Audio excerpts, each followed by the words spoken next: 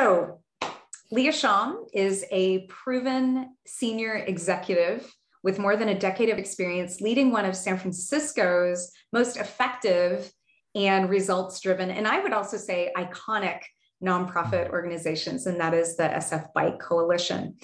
Currently, she is a research fellow at the German Marshall Fund, where she's studying Vision Zero traffic safety measures in Stockholm, Berlin, and Rotterdam, with plans to share best practices with US city leaders.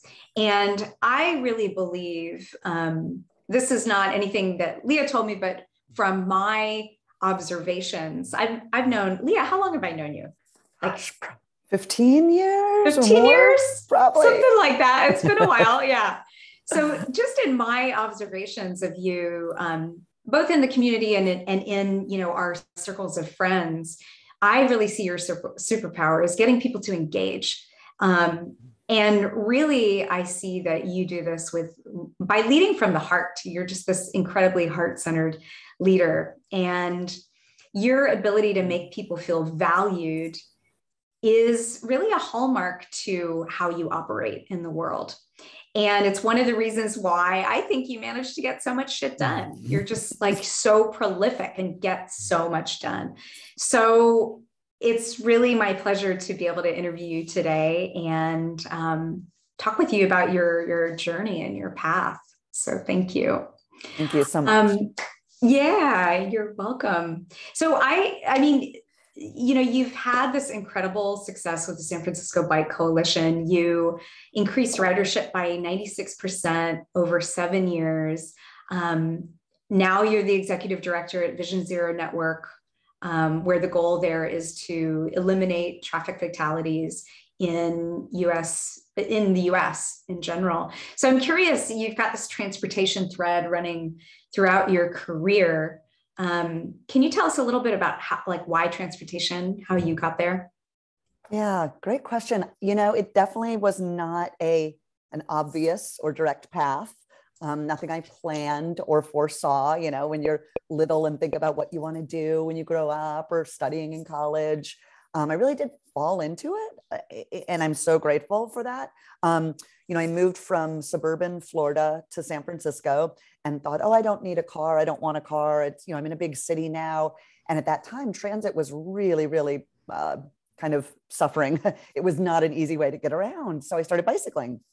And I loved it. I thought, I have this freedom. They call it the freedom machine, especially for women way back when, of like, oh, wow, we can get around on our own, et cetera.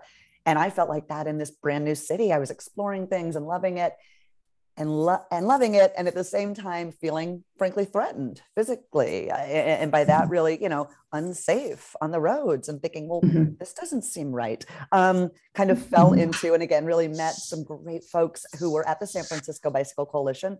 At that time, a pretty small, but vocal nonprofit. And I started volunteering, and it was just such a fun way to put my passion somewhere for this new, again, it was new to me at the time, city of San Francisco, a way to really engage with people and meet people and make change, but I think the transportation piece has stuck because I do find it's a way that I see basically like being able to kind of help people do what they want to do.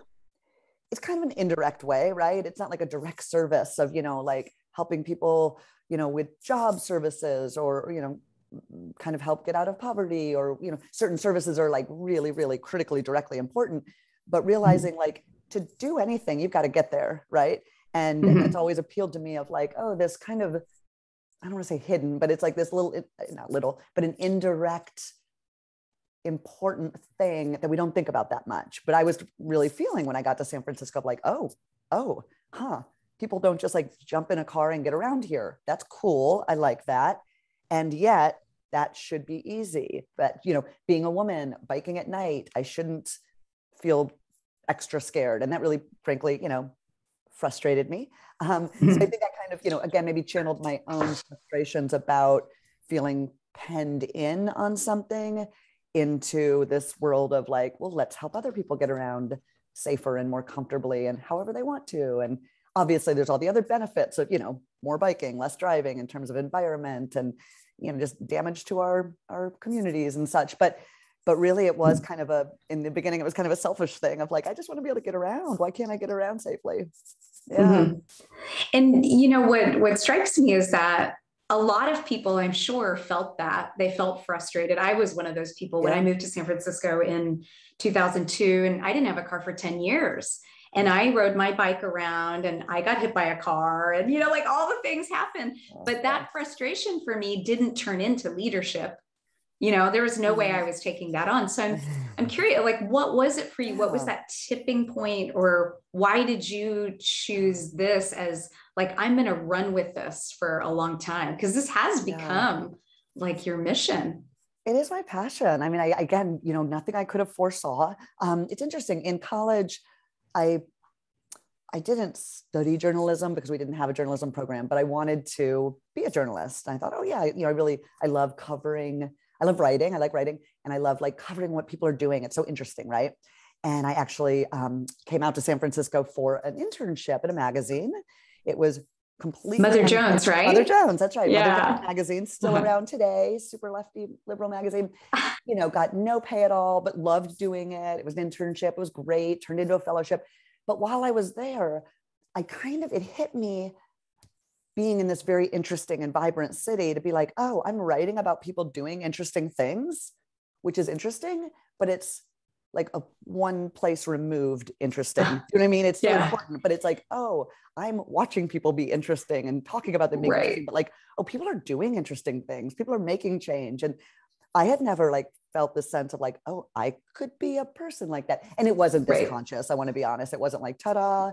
But I think being closer to like interesting things made me think, oh, it's not impossible to be, trying to make change as well. It's not just something you read about in books or articles, right? People are doing this everywhere. Right. Regular people like us, Right. It's this idea of like, well, I could be a voyeur and hang out on the outskirts, or I can actually just like join the party and get involved. Yeah. And I think part of it was like, okay, understanding like in the journalism world, you're supposed to be, and this is, I believe, not true, but you're supposed to be, unbiased. Like, well, no one's unbiased, right? You're supposed to leave your own experience and emotions and reactions at the door. Well, no one really does that, and you shouldn't have to. But I was like, well, I definitely don't want to do that. Like, I feel fairly opinionated about some things, right? So I was like, that journalism thing, it's not feeling so rich for me. Right.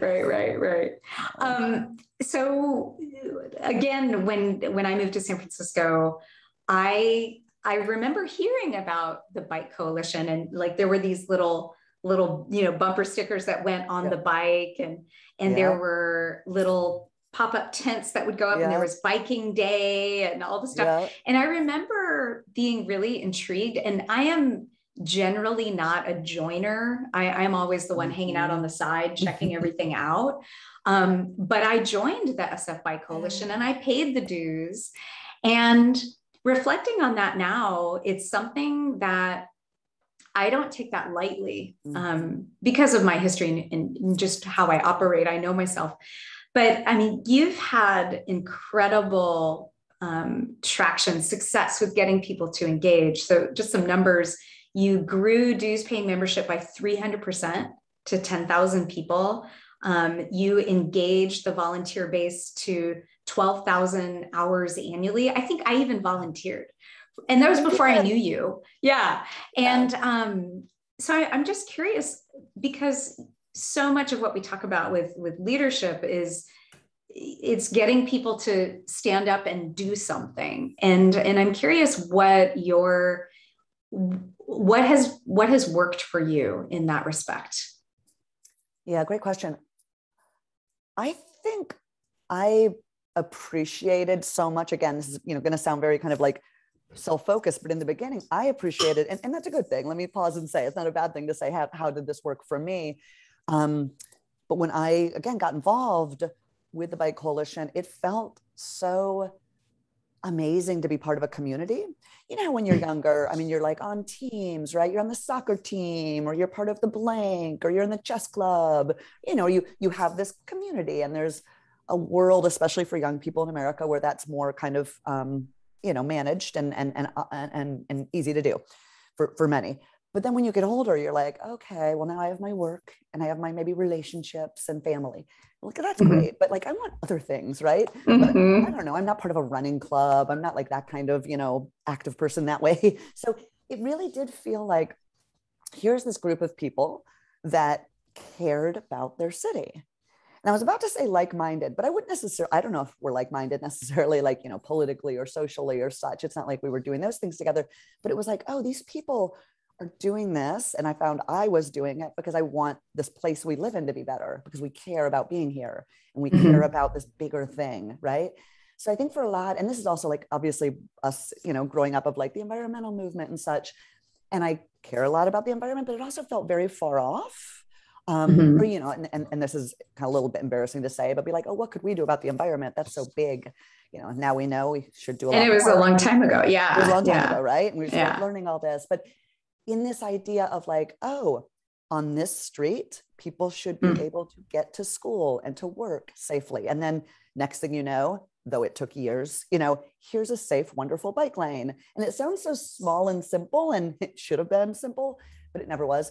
But, you really were seeing like, oh, if we come together and we make our voices heard and we argue for a good thing, and we like lift up good voices, we can make this change. So I think this idea of like investing in A, having community, B, investing in some sort of change you believe in.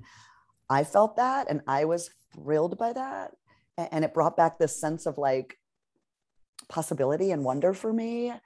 And maybe a little bit, like some would say, maybe a little bit of like over optimism, but it's working, I don't know, it's working so far. I feel like that's kind of what has been able to help me say to people like, and again, not twisting anyone's arms, but to be like, hey, you seem like you care about the city, or you're biking. Can you imagine this? Like, wouldn't it be great if blank, we're doing this? Would you like to join us? No pressure, but one of my favorite things about being at the Bike Coalition, again, 10,000 members is a lot. Of course, I didn't meet them all, but one of my favorite things was, coming out on every Wednesday was volunteer night. And, you'd have anywhere from a dozen to maybe 30 or 40 people there in a little, crummy little office kind of thing. And we ordered like, frankly, super cheap pizza or Vietnamese food for everybody. But to really see the interactions of people of all ages, of all backgrounds. I mean, there were people there who I know were really, really, really struggling financially, definitely did not pay dues because they couldn't, and that's okay. And then people who were like, super fancy jobs and, gave $1,000 a year because they could, thank you, but these people sitting at a table folding newsletters together. And like the community aspect of that to me is beautiful. And also this like coming together for a shared vision is something beautiful that I've rarely gotten in other places, but I want to find more of them. I think it's a good thing. Yes, I know. That was what I loved so much when I arrived in San Francisco, is I really felt that. There were some political campaigns that I was involved in too, that I look back and I'm like, what? I did that? Like, I didn't do that kind of stuff. But yeah, I love what you're saying about the shared vision. There was this formative spirit, and I can't speak to that now because I'm not there, but that was really palpable, especially in the early 2000s when I first got there.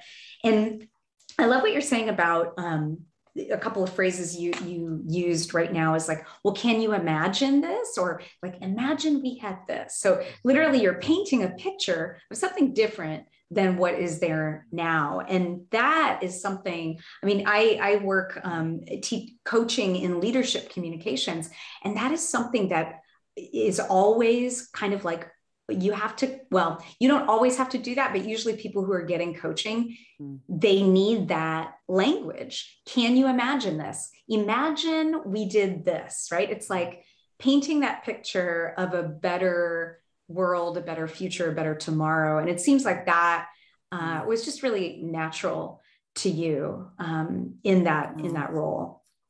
I'm curious. I don't know why, but I don't. It's funny. It's because looking back, like, yes, I'm not sure how or why, but yeah, it's true. I think some people just have that natural bone in their body, and it's not like they don't land, like they don't, go up the career ladder and then find themselves as a leader one day. I work with a lot of people like that. But for you just kind of like kept doing what you normally do, and then you ended up leading the whole thing. So I'm curious, because obviously you had a lot of volunteers, you had a lot of, was it 20 full-time employees at one point? When I started, I think we had 2.5. When I left, I think it was 22 or 3. Right. Over 10 years. Was it 10 years? Yeah, that's right. Yeah. Actually 12 years, really. 12 years. 12 years. Yeah. That's a big growth. So what did you find was, what was the hardest thing about managing people for you? Yeah. I'll be honest, that part has been really, really challenging. I look back and I think I do know the parts I struggled with most in that position was management. I think, I have an easier time being more of the cheerleader, rallier, we can do it, than the person who needs to kind of talk about when things are not going well individually, one-on-one. So that was really challenging. It's interesting. I'm in a position now where I'm really not managing people. I'm kind of doing more work independently. And I find that so satisfying because I'm not needing to worry about the management piece. Now, that said, I miss having a team. I love working with a team. But I think that's an area where I'll say on the management piece, I had never had any experience, definitely felt challenged by it. I think it was partly because I don't want to hurt anyone's feelings. And, I don't want to be too tough on anyone. It just it was a kind of a mental thing to get over. One thing that really helped a lot in that management growth, let's say, and I kind of, fell into this, but I had there was a wonderful set of women who were executive directors or such of other nonprofits. Most of them were much bigger than ours, big nonprofits. Most of them were a little bit older than me at the time and had much more experience and frankly, confidence in management. And we started this wonderful dinner club. I forget what we called it, but we met once a month for about 3 years. And it was maybe, it would range between 6 and 10 women per event, same women over and over. And we'd come to each other's houses, have dinner, and really talk about the hard stuff. And it was definitely a circle of silence or cone of silence. We're okay, we're opening up about the things that we honestly can't talk about so much in your own office. It's the stuff that you feel really alone about, which is sometimes I find the hardest stuff. So we would really share. And I definitely got a lot of good advice and feeling I'm not alone in this challenge from these other women who were willing to share, their trials and tribulations. So that was a huge, huge help. And I'll say to people now, especially maybe women in newer to positions of management, that's one of the things I recommend is, do you know other people who are they don't need to be in your sphere. Maybe it's a completely different area. These people were not actually in transportation. That's fine. But they were in leadership positions, in management positions. And you find that so many of the issues you grapple with are common. It doesn't always make it easy, but it makes it a little less kind of scary and daunting, I find. Yeah. And you feel less alone, I would imagine too. And you can share these stories with your peers and feel at least you can complain about it together. That's exactly right. Just getting it off your chest sometimes. Totally. Right. Yep. And so that really is hard. That's really hard. This is going to be a hard couple of weeks dealing with that. And you're just okay, yeah, I'm not crazy. This happens sometimes, right? Yeah. Yeah. There is I think it's Harvard Business Review.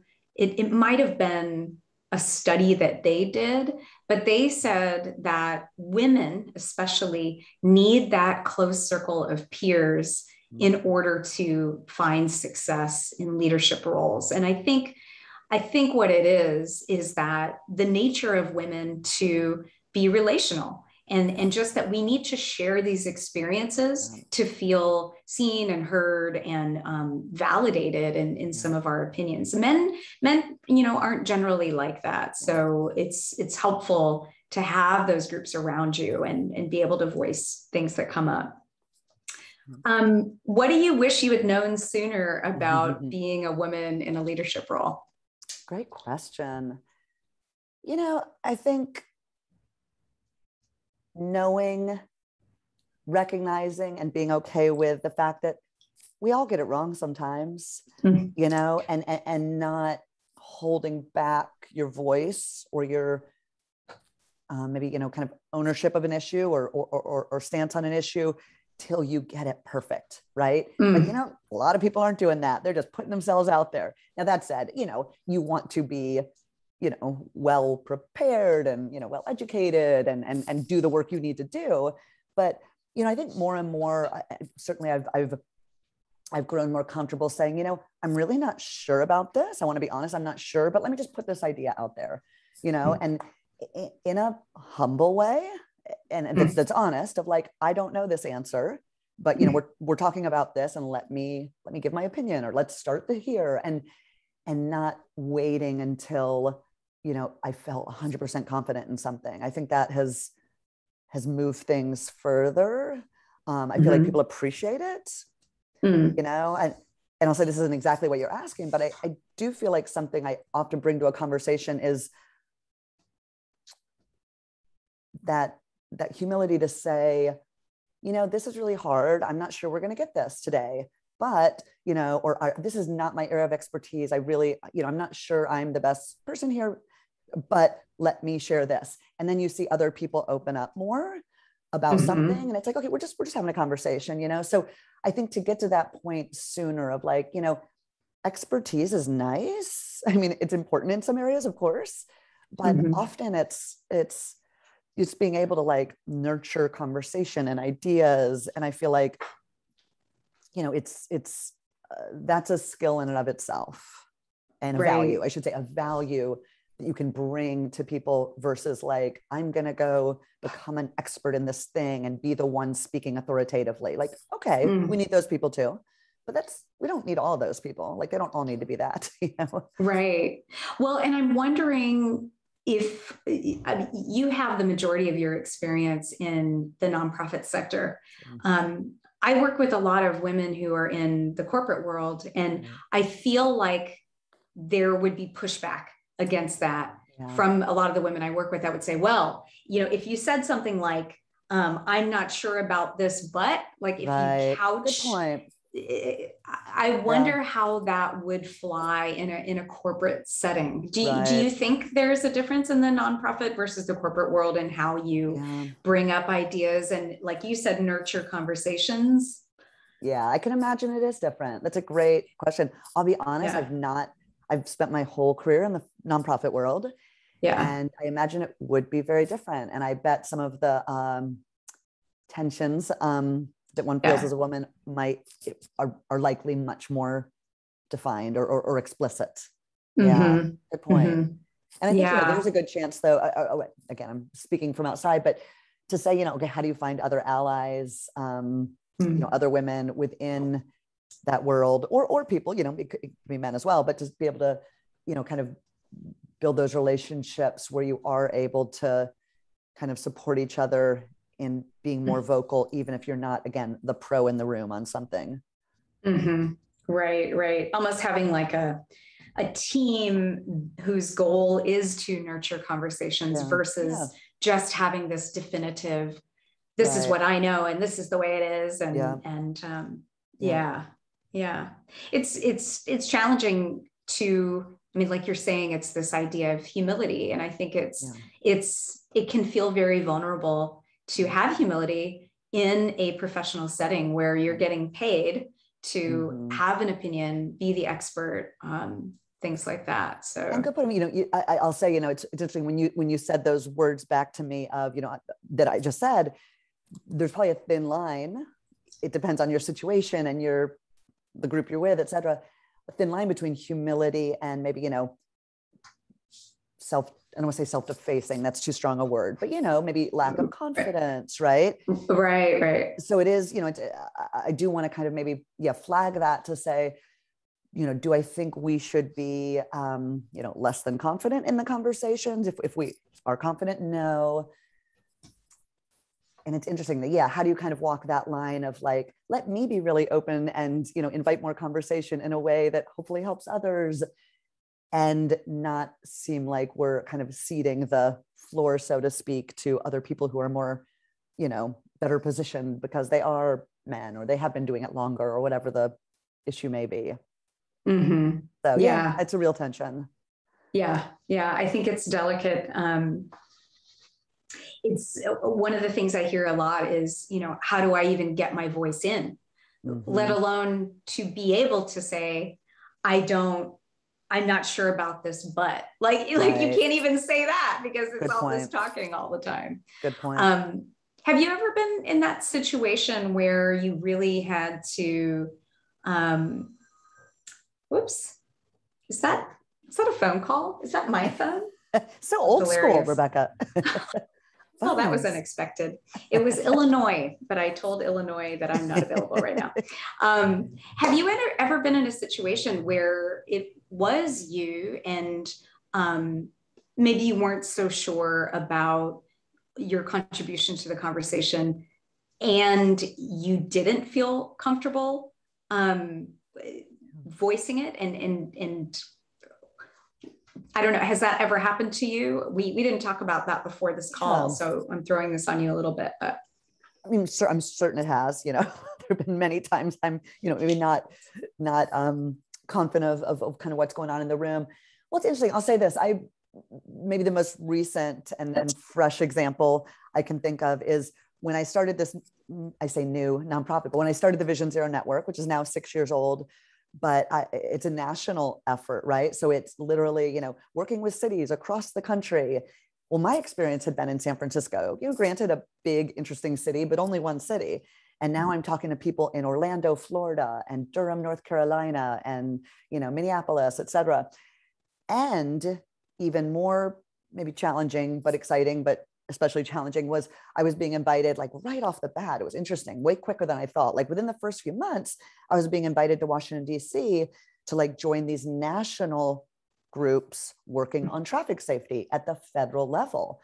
And I was like, whoa, I don't know anything about the federal scene. I mean, I know it's important and it looks like a mess and it's probably a lot even harder than I think all this work at the city and state levels are.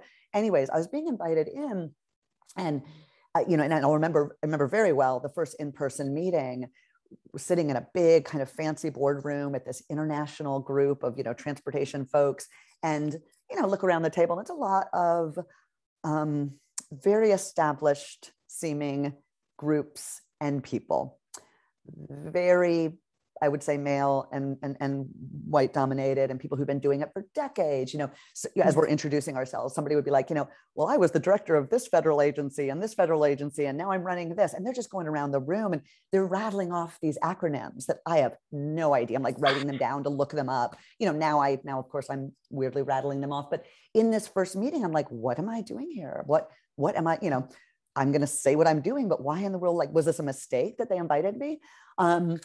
I was really nervous, and it was interesting. Like right away, people were like looking to me to like, what do you think, Leah? And, you know, what do the cities think? And like, they're asking me to speak for these cities, not for, but, you know, represent the cities. And I'm thinking, I just started this group a couple months ago. I barely have a website. You know, I'm just trying to figure out what I'm doing. But I honestly, and I surprised myself. They really were very open and welcoming and expectant. I think they had this idea of like, oh, you're doing this, you have value.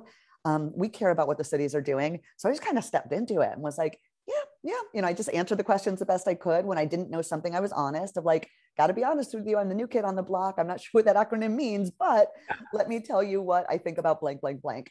And it did, thank goodness, you know, it did feel well accepted. And I think for me, I think it was a combination of, I do think for me, that it doesn't work for everyone, but like an honest level of humility where I was like, you know, hey, again, I am the new kid on the block, or thanks so much for having me. And, you know, I know I have a lot to learn from you guys. And I wasn't shy about that at all. And at the same time saying, you know, here's the stuff we're working on and it's really important. And I really think we need to pay more attention to it. You know, so this combination of, hey, I'm bringing something of value, or I'm representing, I would say, valuable stuff, information for others. And I got a lot to learn. I'll also say I have leveraged that new kid on the block thing to be able to have, I think, more open and honest conversations with people. After that, I would call somebody and be like, hey, I'm the new kid on the block again, blah, blah. I would use that a lot and be able to say like, can you explain this to me? Like, tell it to me like I'm, a 5-year-old. And they would really explain it. And, I could dig into some of the, well, why is it that way? And then you'd start to understand some of the like, maybe relationship stuff and tension stuff and stuff that you're not going to get in the meeting, right? It's not on the agenda, but this background stuff of like, oh yeah, it's been this way forever because of this thing that happened 5-10 years ago. And that's why this seemed weird in the meeting. And that's important because, there's some power dynamic going on there. So, I feel like being okay, like asking questions and being honest about what I don't know and what I want to learn really helped me not just catch up quickly in this new realm, but I think forge relationships that help me do the work better sooner. Well, I think it's interesting because I would imagine coming in with that new kid on the block role, it allows people to trust you because they realize that you're not entrenched in all these crazy relationships that have Frankensteined over time, that have created these blockages. So maybe they felt more open to you and willing to discuss that. And that gave you a bit of an edge when you think about it, as far as gathering information and thinking about solutions to certain problems. And what you're saying about how you said, I'll be honest, I'm the new kid on the block. So I don't know everything, but, and then this balance of here's what we're working on. And it's really important. I think having that balance of course, like that's the magic recipe. It can't just be, I don't know because I'm the new kid on the block, because then you cut yourself out of the conversation. But it's the combo of, well, I don't know, and here's what we're doing. And it's really cool. And I think that, from what I've witnessed about how you operate and how you get things done, that feels to me like your special sauce is you're not like rah, rah, rah, we're the best. You're like you said, there's this honest humility coupled with this passion and enthusiasm that is just really great leadership. So thank you. It's nice. So, I mean, you shared that story right now about how, you didn't know what the acronyms were and you felt maybe a little intimidated is the right word. Was there ever another time that you really felt like, oh, wow, like I don't have what it takes. I'm struggling with confidence here. Can you tell us about one of those times? Yeah, I would say early on, things that come to mind also early on in my San Francisco Bicycle Coalition days. So way, way back now, we weren't a huge organization, but it was an organization of, a budget of say $200,000 and maybe 2 staff members. And, we're paying rent on an office. And I had never, again, managed people. I had never created a budget. I didn't even know what budgets were. Like I had not done that for myself. I wasn't somebody who like really even paid attention much to like money related things. And I was scared to death. I mean, I really, and from that sense, more of like, I don't want to be the one who drives this organization into the ground, because I felt like, okay, I know I have the passion and commitment part, and I can like figure out the program part. I don't know. I can figure all that out. That felt very natural. But this side of the very important side of the organizational strength and administrative part, fundraising, actually, let me give that as a real example. So the budgeting stuff was just kind of like, wow, I don't even know what an Excel spreadsheet is. But fundraising, I was frozen. I mean, I really was like, I don't care about money. I can't ask people for money. That's crazy. How can we ask people for money? And again, I had this amazing, in this case, amazing mentor, another woman whose background is in fundraising for nonprofits. And she gave me a book that like changed my life. I read this book and it was very practical. And she, in time, we met a lot. And she basically said, like, you're not asking money for you. Of course, it's not you. You're thinking about the vision we talked about earlier, thinking about something that people are literally being a part of, right? And if someone, you're giving them an opportunity to invest in this vision that you share. And if you're really truly passionate about the vision part and can communicate that, obviously that's key, then you're doing this service by giving them a chance. And and if they don't want to contribute or they can't, that's okay. It's not a failure. It's not right now, or it's not a good fit for them. But I grew to love the fundraising part. I mean, it's very stressful. I don't want to pretend like I'm going to sugarcoat this. I still got nervous and I still kind of second guessed at times. Did I do that right? But the fundraising piece, but what I saw is the biggest hurdle when I first started, it was fundraising and budgeting. When I first started, ended up by the end being parts I really thrived on.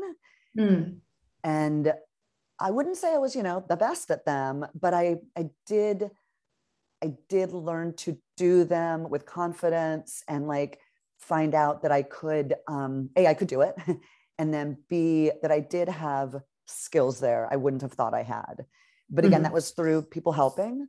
And I think me being able to say, I mean, I wasn't shy about in the beginning saying to this woman who, by the way, she was on my board of directors. So she technically, was a boss, but also a friend and wanted me to succeed, wanted the organization to succeed. And I remember saying to her, like, I don't know what I'm doing. I'm scared to death about this fundraising thing. What in the world, and we met, she gave me the book. We met like once a week for an hour, and really, really kept checking in. And, she was somebody who would send little handwritten notes and, just give me confidence boosts. And it was like these little things, but big things to my, honestly, to my like sagging ego at that time, which were huge.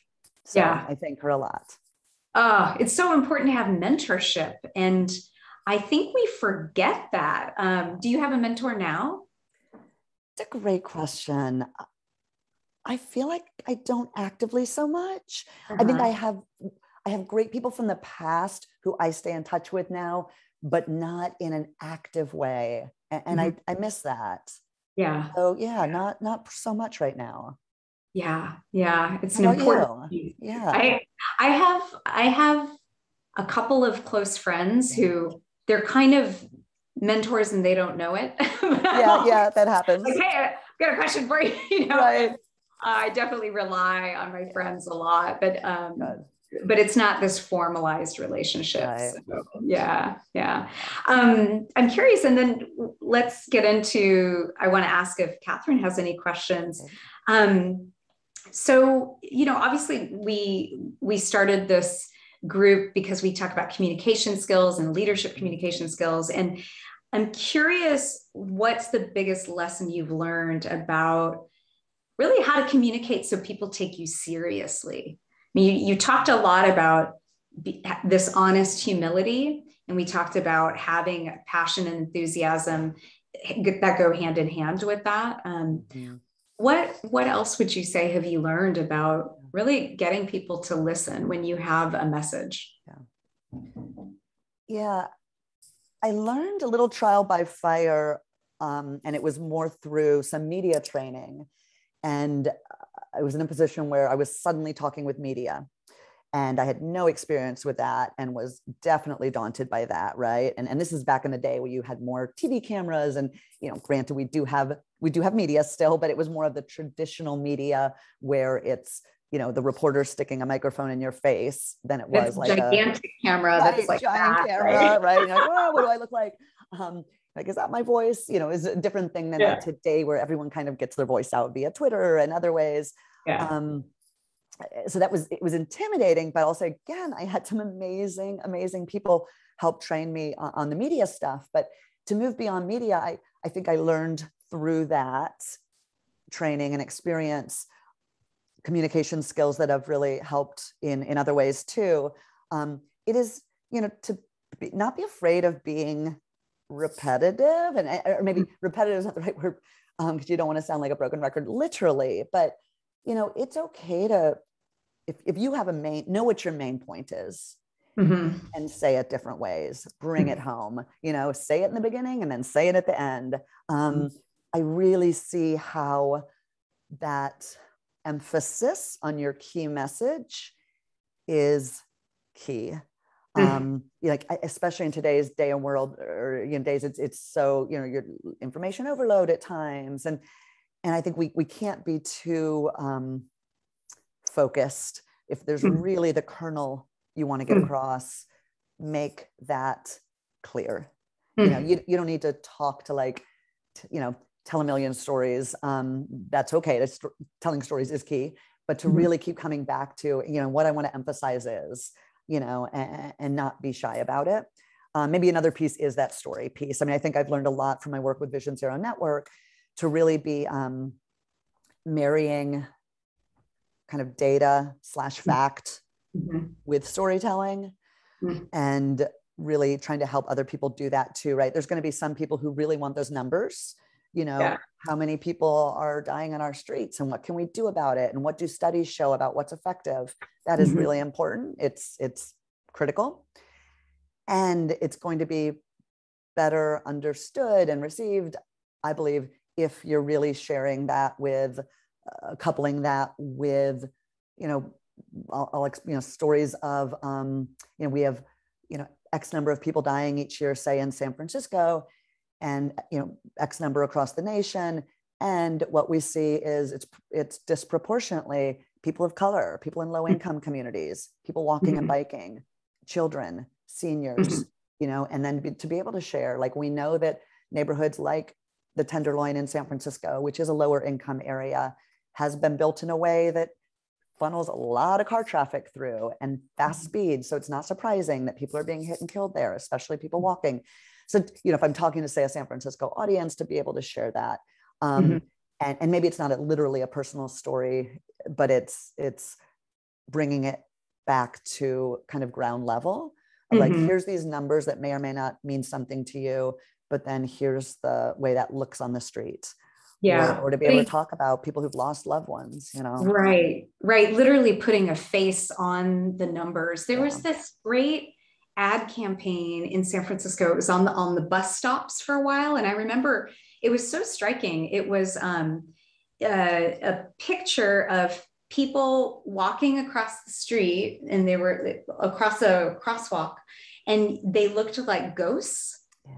Do you remember what I'm talking about? Oh my God. And it was so striking. And it said something like, you know, however many X people died this year walking across crosswalks in San Francisco. And I was just like, like every time I saw it, it struck me. And that's essentially what you're talking about, is that it's not just the number, but it's the face and the number. And then also, I love what you said about, like, don't be afraid of hammering your message home. Because people are so distracted. And if you've taken the time to get a message, say it. You almost can't say it enough these days. I mean, frankly, I think that's how, well, there are a lot of reasons why Donald Trump got elected, but everyone can tell you what his slogan is. Because they rammed it down our throats every chance they got. And, you know, that was successful. So those are two great points that I also preach those all the time when I'm working with people. Thanks. You are the communications pro. So I think I should be asking you the question of what more can I learn and others learn. Oh, no. Well, great. So I want to hear, Catherine, what questions do you have for Leah? You've been waiting patiently.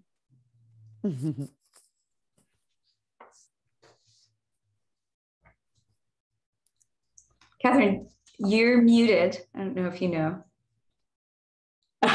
You know, it's not your first rodeo, huh? Oh, your mic's not working. Okay, so if you need to type it in the chat, go for that. Go for it.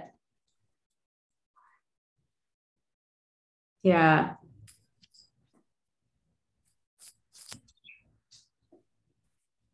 And in the meantime, Leah, I always end with this one question. When you think of what it means to communicate confidence, what comes up for you?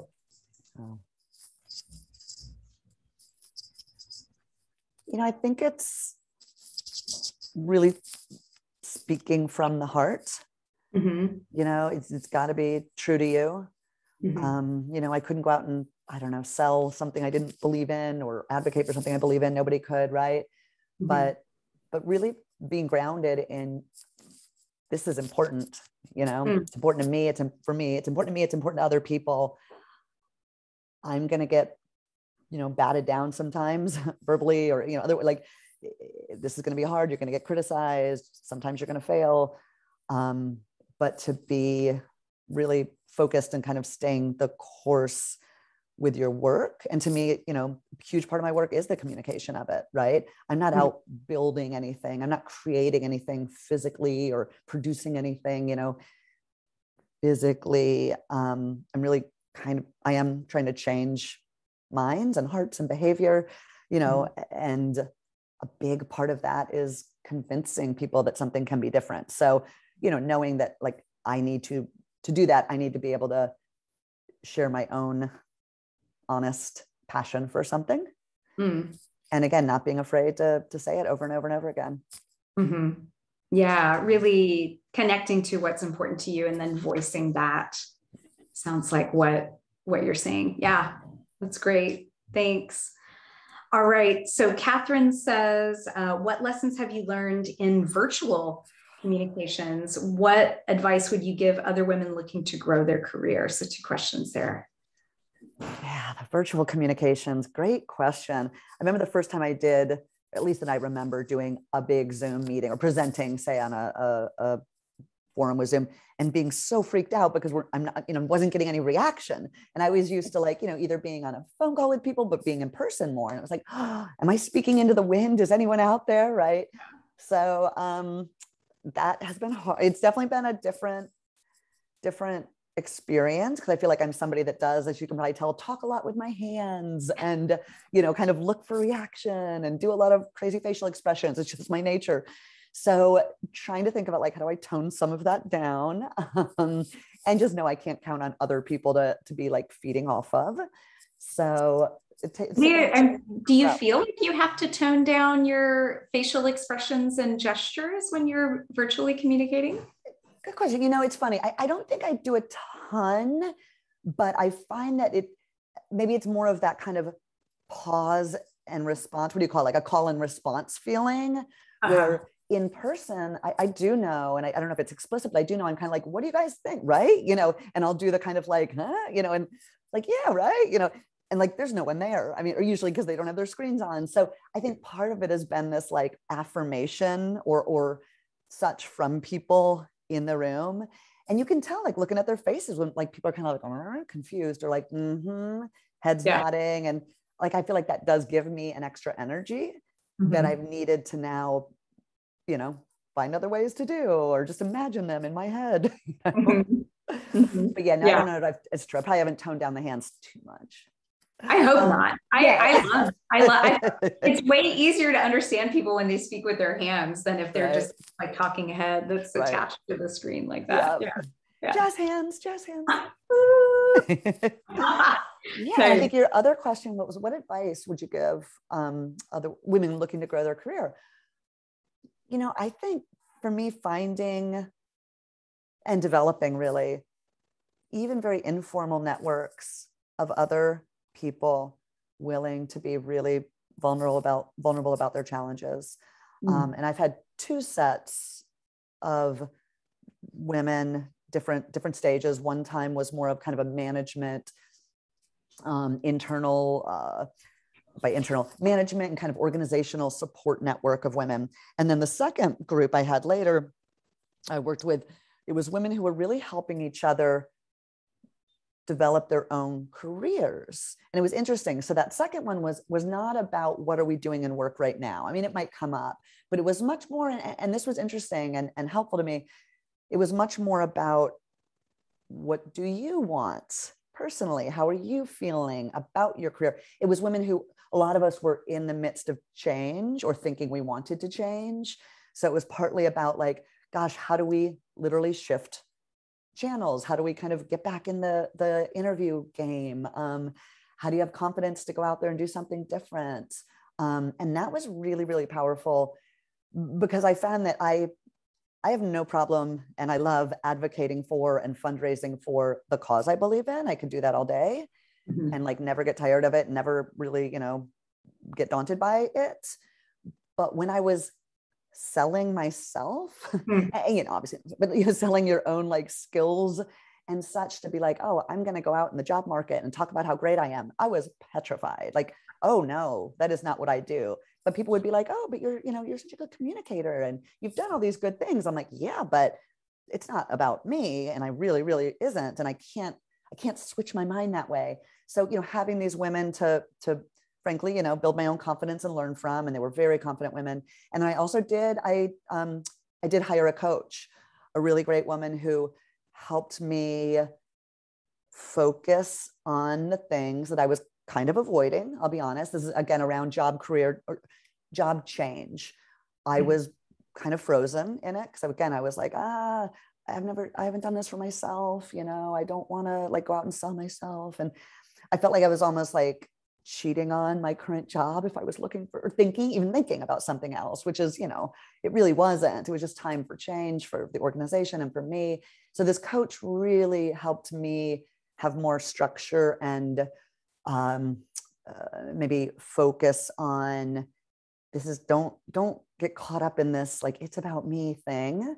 It's like, where are you putting your energy? You know, you've done a good job, great job putting energy here. Is there something else you can help bring, you know, energy and skill to? And I was like, okay, I need to think of it that way. But it was a real mind shift. And for me, it was, you know, I needed someone else to help me do that.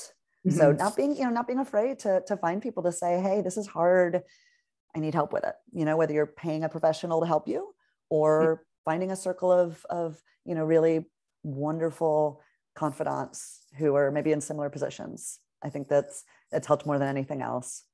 Yeah. Yeah. And I think everything you're saying here is going back to what we said earlier about how women tend to thrive when they're in relation with other women and they are in conversation with other women and they are sharing the struggles and sharing the ups and downs. And there's this really common misconception that we need to be doing this all on our own. I know personally, I thought that for a long time until actually quite recently. I just thought, no, I'm going to do it by myself because I'm a very independent person. But the minute I started asking for help and definitely hiring people to help me with my weak spots, my career really took off. So I totally, I couldn't agree with you more. So I feel like these, you know, the work you're doing right now, right, with these interviews and this program is a great example of that, you know, to be able to say, you know, it's not a weakness to talk about the areas that are challenging. It's actually a strength, right? To be able to recognize that, acknowledge that, want to work on that, you know, or fill that gap in some way is a strength, you know. And how do you do that? And for many of us, it is getting help from others. And that's okay. That's good. You know, it's not a bad thing. Yeah. Well, Leah, thanks again so much for being with us today. I appreciate it. And I look forward to seeing you when I'm back in San Francisco. And stay in touch. Thank you so much. Thank you both for the opportunity. Yeah, thanks for sharing your wisdom. And it's been a pleasure to talk about all these good things. So thank you. Appreciate you. All right. Thanks for being here, Catherine. Thanks, Catherine. Bye, Rebecca. Take care. Bye.